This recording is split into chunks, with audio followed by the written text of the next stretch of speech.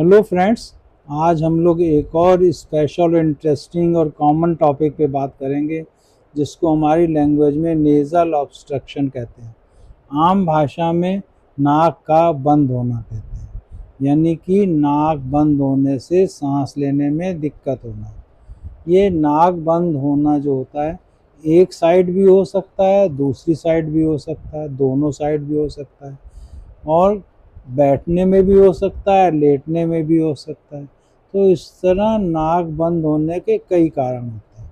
बच्चों में कई बार थोड़े से डिफरेंट कारण होते हैं, एडल्ट्स में थोड़े से डिफरेंट कारण होते हैं, लेकिन कई कारण दोनों में कॉमन होते हैं। ये अगर नाक बंद होना 10 दिन से कम होता है तो ये एक्यूट कहलाता है। अगर 10 दिन से ज़्यादा होता है नाक बंद होना तो ये क्रॉनिक नेज़ल ऑब्स्ट्रक्शन कहलाता है।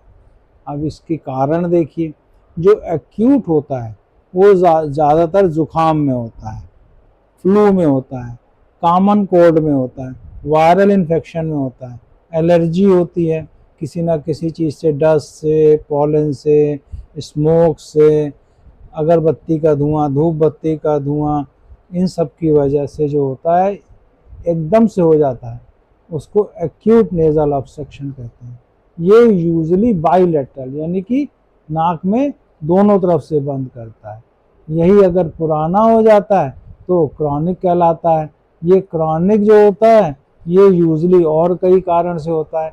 अगर ये कॉमन कोल्ड, फ्लू, एलर्जी ये सब चीज़ें बिगड़ जाती हैं तो ये साइनोसाइटिस में कन्वर्ट हो जाती हैं, तो इससे क्रॉनिक हो जाता है, तो क्रॉनिक इन्फेक्शन हो जाता है और नाक बंद होने लगती है जो काफ़ी दिन तक रहती है।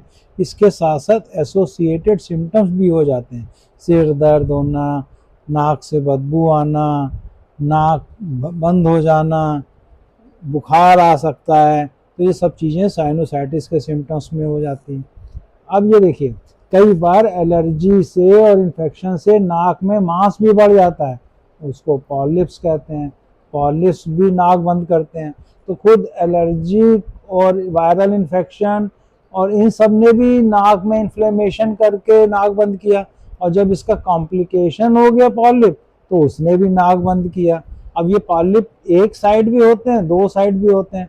अगर ये एंट्रोकोनल पॉलिप होते हैं यानी कि मैक्सिलरी साइनस से निकलते हैं तो यूजुअली एक साइड होते हैं, उनको एंट्रोकोनल पॉलिप कहते हैं।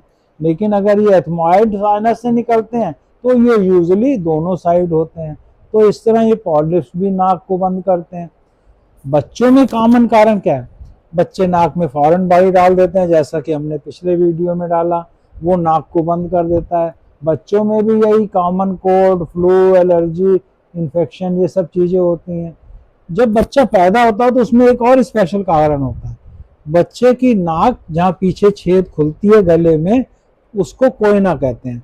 तो वो पैदाइशी पूरा खुल नहीं पाता, तो बंद हो जाता है, उसको कोइनल एट्रेजिया कहते हैं। वो एक साइड भी हो सकता है, दोनों साइड भी हो सकता है। तो अगर एक साइड है तो काम चल जाता है, लेकिन दोनों साइड है तो बच्चा नाक से सांस नहीं ले पाता, जो कि नेचर ने बनाया है।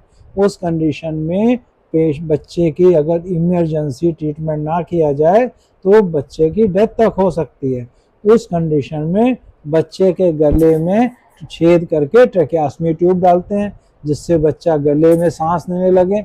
उसके बाद फिर उसके नाक का कोइनल एट्रेजिया का ट्रीटमेंट करके उस नाक को खोला जाता है। ये पता कैसे चलता है? नाक में हम लोग रबर ट्यूब डाल के या डाई डाल के उससे देख लेते हैं कि नाक पीछे से बंद है या नहीं।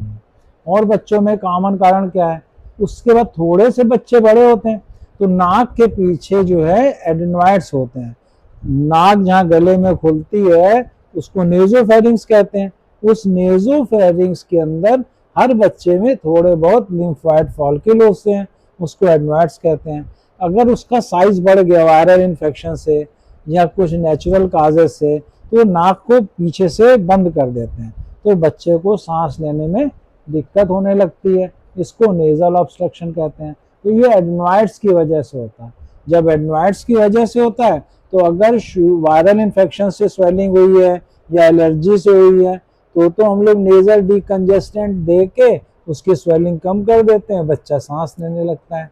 लेकिन अगर उसका खुद साइज इतना बड़ा हो गया है कि वो साइज की वजह से नाक को पीछे से कोयना को बंद किए, तो ऐसी कंडीशन में हम लोग ऑपरेशन करके एडेनोइड्स को निकाल देते हैं। इसको एडेनोइडेक्टमी कहते हैं।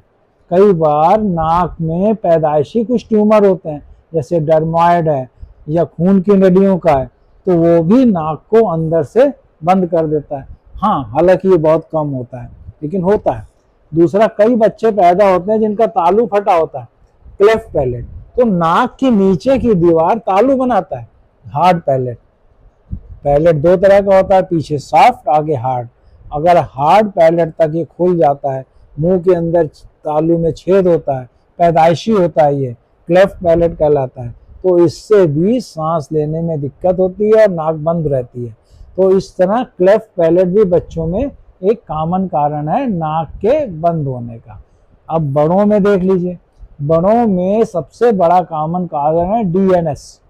डीएनएस माने नाक बंद, नाक के जो सेंटर में ये हड्डी होती है जो नाक को दो हिस्सों में बांटती है, उसको सेप्टम कहते हैं। भगवान ने यूजुअली एक सेप्टम को बराबर बराबर नाक को दो हिस्सों में बांटा है, लेकिन अगर ये एक साइड टेढ़ा हो जाए तो एक साइड का रास्ता छोटा हो जाता है, दूसरी साइड का बड़ा हो जाता है। तो जब साइड का छोटा होता है तो मरीज को उस साइड नाक बंद होने लगती है, तो इसको नेजल ऑब्स्ट्रक्शन कहते हैं। तो डीएनएस एक बहुत बड़ा कारण है नाक के बंद होने का एडल्ट्स में। अब पैदाइशी कारण भी डीएनएस के होते हैं, चोट लगने से भी हो जाता है। यूजली बच्चे पलंग से गिर गए या खेलते खेलते गिर गए तो उनकी नाक की हड्डी क्रैक हो गई, अब वैसे ही जुड़ गई, वो टेढ़ी जुड़ गई। तो इस तरह बड़ा होता है आदमी होके तो नाक बंद होती है, तो देखता है कि डीएनएस है, तो ये नहीं पता कि क्यों हुआ, पैदाइशी है या चोट लगने से, लेकिन होता है। इसको हम लोग ऑपरेशन करके नाक की हड्डी को सीधा करते हैं, जिसको सेप्टोप्लास्टी कहते हैं। इसकी कोई दवाई नहीं होती। दूसरा, पॉलिप्स, फंगस, नाक में कई बार ट्यूमर, ये सब कारण भी नाक को बंद करने में मदद करते हैं। तो इससे नेजल ऑब्स्ट्रक्शन होता है। ये ईएनटी सर्जन जांच करके पता कर लेते हैं कि नाक बंद होने का कारण डीएनएस है, पॉलिप है, फंगस है, ट्यूमर है, एलर्जी है, वायरल इन्फेक्शन है, फ्लू है, क्या है। कई बार ये कहाँ तक फैला है इसके लिए सीटी स्कैन, एमआरआई भी कराना पड़ता है। कई बार ट्यूमर है तो उसकी बायोप्सी करके देखना पड़ता है किस टाइप की ट्यूमर है। और इसके अलावा साइनोसाइटिस है तो ये भी, इसके लिए भी हमें सीटी स्कैन और एमआरआई, पैरानेजल साइनसेस और नोज का करके देखना पड़ता है कि साइनोसाइटिस है कि नहीं, किस टाइप की है। नाक में जब चोट लगती है, किसी ने मुक्का मार दिया नाक पे, एक्सीडेंट हो गया, किसी ने नाक पे राड मार दी या गिर गए, दरवाजे का कोना लग गया, तो नाक की हड्डी टूट जाती है, टूट के टेढ़ी हो जाती है। उसकी वजह से नाक दोनों तरफ से स्वेलिंग आ जाती है अंदर और नाक बंद हो जाती है। तो हड्डी से भी बंद हुई और नाक के अंदर जो खून जमा है या स्वेलिंग आई है उससे भी बंद हो जाती है। वायरल एलर्जी के बारे में हमने जैसे अभी डिस्कस किया। इसके अलावा एक नाक में इरिटेशन होता है, केमिकल, धुआं। अगर कहीं धुएं में चले गए या पेंट की फैक्ट्री में काम करते हैं या केमिकल की फैक्ट्री में काम करते हैं, उसका स्मेल आता है। काफ़ी मरीज आते हैं हम लोगों के पास इंडस्ट्रियल एरिया से कि उनकी नाक बंद होती है। क्रॉनिक अगर ये फ्यूम्स आती रहती है तो नाक के अंदर जो चमड़ी है उसको म्यूकोजा कहते हैं, ये मोटी हो जाती है, उसके अंदर जो सिक्रीशंस होते हैं वो कम हो जाते हैं और मरीज की नाक बंद होने लगती है। तो ये केमिकल इरिटेशन भी बहुत कॉमन कारण है। स्मोकिंग जो करते हैं उसका धुआं, बहुत ज़्यादा ड्रिंकिंग करते हैं उसकी स्मेल से भी, उसकी एलर्जी से भी, उससे भी नाक बंद होती रहती है। और सबसे बड़ा कारण एक और आता है, कई लोग नाक में नाक खोलने की दवाइयाँ जिसको डीकंजेस्टेंट कहते हैं वो काफ़ी दिनों तक डालते रहते हैं, तो वो दवाई जो है नाक में खुद एलर्जी करने लगती है। डाली गई नाक खोलने के लिए नेजल ऑब्स्ट्रक्शन को, लेकिन उसने नाक के अंदर राइनाइटिस मेडिकामेंटोसा नाम की बीमारी कर दी, जिसने कि नाक को बंद कर दिया। एक एट्रोफिक राइनाइटिस होती है पीनस का रोग, उसमें नाक में पपड़ी जमती है और नाक के अंदर जो है पपड़ी जमने से और सूंघने की नसों के डैमेज से नाक बंद होने लगती है। कई बार नहीं भी होती है, तब भी मरीज को फीलिंग होती है कि मेरी नाक बंद है, और कई बार सही में बंद होती है। तो एट्रोफिक राइनाइटिस जो गंदी जगह पे रहते हैं, जो कूड़े करकट के आसपास रहते हैं, जो गंदगी में रहते हैं, उन सब में कॉमन होती है। इसीलिए कहा जाता है कि घर में साफ सफाई रखें, जहाँ जहाँ है साफ सफाई रखें, स्वच्छता अभियान में हिस्सा लें, जिससे कि राइनाइटिस या एट्रोफिक राइनाइटिस ना हो, क्योंकि ये भी एक बहुत बड़ा कारण है। जो हार्मोनल चेंजेस होते हैं, चाहे मेल्स में जब वो एडल्ट हो रहा होता है, या फीमेल्स में मीनार्की के समय, मीनोपॉज के समय, या प्रेगनेंसी के समय हार्मोनल चेंजेस होते हैं। ये हार्मोन चेंजेस भी नाक के अंदर म्यूकोजा की स्वेलिंग करते हैं, और उस समय नाक जो है बंद हो जाती है, होने के चांस भी काफ़ी होते हैं, जिसको कि नेजल ऑब्स्ट्रक्शन कहते हैं। इस समय अगर प्रेगनेंसी में नाक बंद हो रही है तो घबराने की ज़रूरत नहीं है, वो उसके हार्मोन चेंजेस की वजह से हो रही है। या मीनोपॉज में अगर नाक बंद हो रही है तो उसके हार्मोनल चेंजेस की वजह से हो रही है। और विटामिन डी डिफिशियंसी भी कई बार नाक में स्वेलिंग करके अंदर म्यूकोजा में नाक को बंद कर सकती है। सब में नहीं करती, किसी किसी में कर सकती है। थायराइड की डिसऑर्डर्स, हाइपोथायराइडिज्म, हाइपरथायराइडिज्म, ये सब भी कई बार नाक को अंदर से बंद करते हैं। जब मरीज सोता है तो उसको सोने में दिक्कत होती है। कई बार कुछ मेडिसिन हैं, आदमी ब्लड प्रेशर के लिए दवाई ले रहा है, आदमी डिप्रेशन के लिए दवाई ले रहा है, आदमी एंजाइटी के लिए दवाई ले रहा है, तो इन दवाइयों का भी साइड इफेक्ट होता है, जिससे कि नाक बंद हो जाती है। तो मरीज नाक बंद होने के लिए दिखाता है, डॉक्टर हिस्ट्री लेता है, ईएनटी सर्जन, हिस्ट्री से अगर पता चलता है कि वो ब्लड प्रेशर की दवाइयाँ ले रहा है, हमें कोई और कारण नहीं मिलता, तब देखा कि इस वजह से हो सकता है।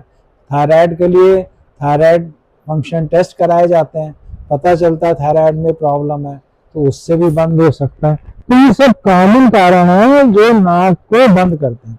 पेट की खराबी से, GERD, अगर आप ज़्यादा स्पाइसी खाते हैं, अगर आपको गैस्ट्रोइंटेस्टाइनल डिसीज है, आप खा के सो जाते हैं, तो ये सब भी रात में एसिड का प्रोडक्शन ज़्यादा करते हैं, रिफ्लेक्स नाक में स्वेलिंग करके म्यूकोजा में एडिमा करके नाक को बंद कर देते हैं। इसीलिए कहा जाता है कि स्पाइसी ना लें, रात में हैवी मील ना लें, और अगर हैवी मील लेते हैं तो खाने और सोने के बीच में 2 घंटे का अंतर रखें, जिससे कि GERD का सिम्टम ना के बराबर हो। अब इन सब कंडीशंस में जैसे हमने बताया, नाक में भगवान ने 3 टर्मिनेट बनाई है साइड से, इंफीरियर, सुपीरियर, मीडियल। ये इसलिए बनाई है कि जो हम लोग बाहर से हवा लेते हैं वो गर्म होती है या ठंडी होती है, वो नाक के रास्ते से गले से होते हुए फेफड़े में जाती है। यहाँ पे नाक से गले में, गले से फेफड़े में। अब फेफड़े में अगर बहुत ठंडी या बहुत गर्म हवा जाएगी तो उसको डैमेज करेगी, और जो ऑक्सीजन कार्बन डाइऑक्साइड का एक्सचेंज है वो भी नहीं हो पाएगा। तो नाक में भगवान ने इंफीरियर, मिडिल और सुपीरियर टर्मिनेट बना दी। अब इनका काम होता है एयर कंडीशनिंग करना। गर्म है तो बॉडी टेम्परेचर पे ले आना, ठंडी है तो बॉडी टेम्परेचर पे ले आना।